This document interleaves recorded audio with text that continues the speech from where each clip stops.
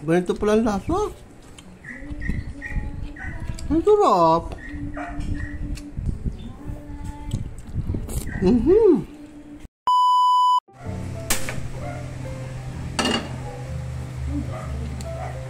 Yeah, mga gilid, bawang na. Ay, paano? Sibuyas. Ano ba galulutuin natin kapag ganyan ang proseso?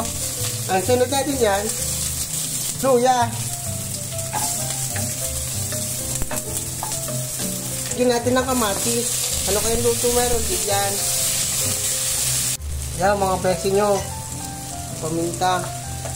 Ayan ang mga giliw. Tapos lalagyan natin ng sayote. Anong luto kaya yung mga giliw?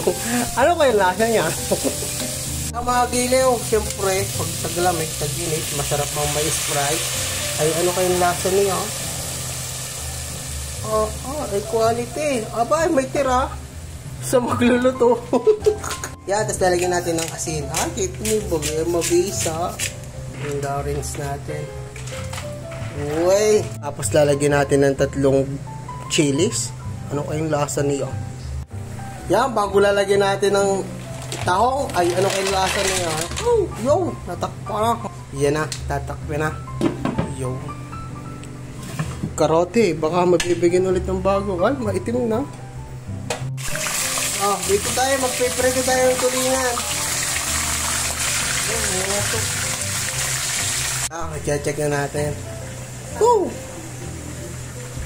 Amoy pa lang mga giliw, winner na. Lalagyan natin ito. Okay. Lagyan natin ng some liquid seasoning. Ay, inang! Ano kayong lasa niya? Mga giliw, don't panic! It's organic! Talbos ng siling ng kapitbahay. Ay, inang! Napagkakadami niyan. Wari ko naman. Wala na mga giliw. Wow! Natuyo na. Ano kayong lasa niyan?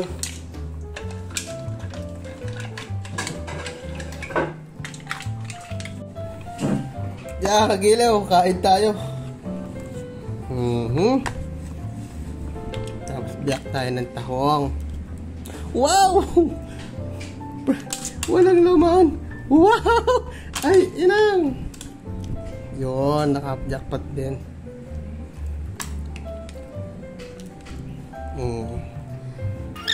Toyo. Sayote.